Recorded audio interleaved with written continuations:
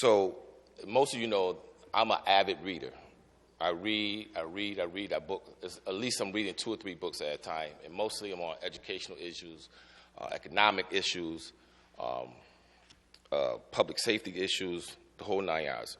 So 2 or 3 years ago, I read Michelle Alexander's book that was in reference a number of times here, and I knew I heard about it, but once she put it in black and white, it made it come real for me and for everyone else. And I think it's the most important book that everyone needs to read in the 21st century right now.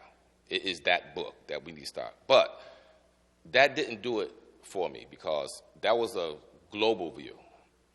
I needed to know what was going on in Connecticut. So I got an invitation to come to the Hartford Public Library. And folks, I'm a totally honest person. So if I say things that you might feel uncomfortable with, good, I'm doing what I'm supposed to do. Because this is a very uncomfortable conversation that we need to have. It truly is. So I got an invitation to go down to the library to hear about this book called The Justice Imperative. And I'll be totally honest with you. I went there, I purchased the book, I saw the presentation, and I wasn't impressed. I wasn't.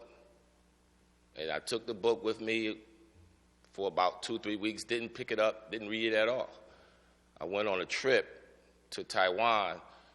I said, well, let me give it a chance to read the book. I read the book on the way to Taiwan, okay? I read it in 2 days. And like I was in college, I marked my book up with all kind of highlights, comments. I mean, it felt like we were having a conversation with each other.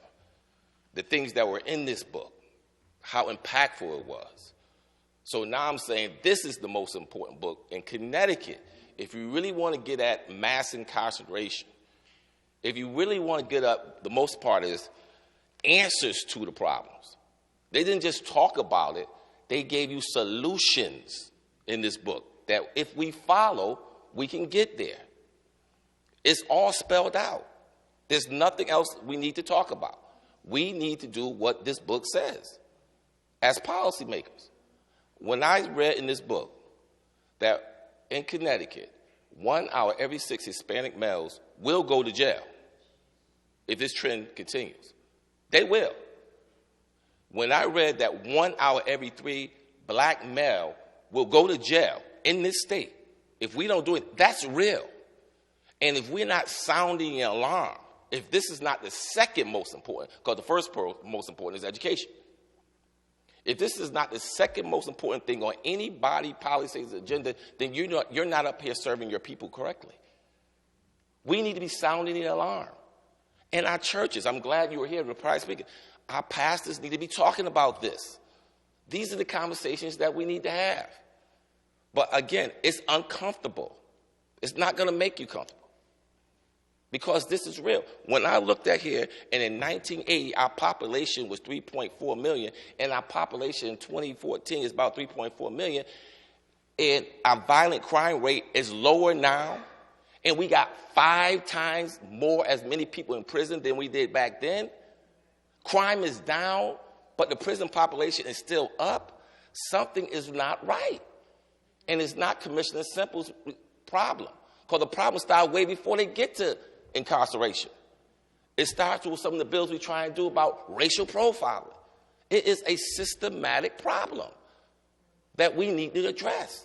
So it's complicated, but if we have the political will, if we want to, you know and I know, we'll do anything in this state that we feel is important. And we will do it immediately if we feel it's important. And we'll do it with bipartisanship. And that's why I'm glad Senator Fasano put this together. See, sometimes people say, oh, I can't work with that group. I will work with any group that is willing to do what's right.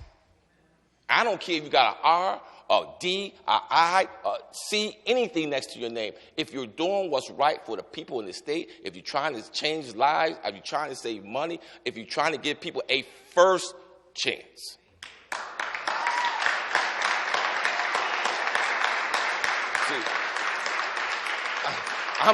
I'm okay with a second chance, but if you already got the scarlet letter of a F on your chest, your chances, there ain't no chance. Let's be realistic. Okay? So, look, I spent my time. Look, there's nothing else I need to say. Let's get to work. I appreciate it.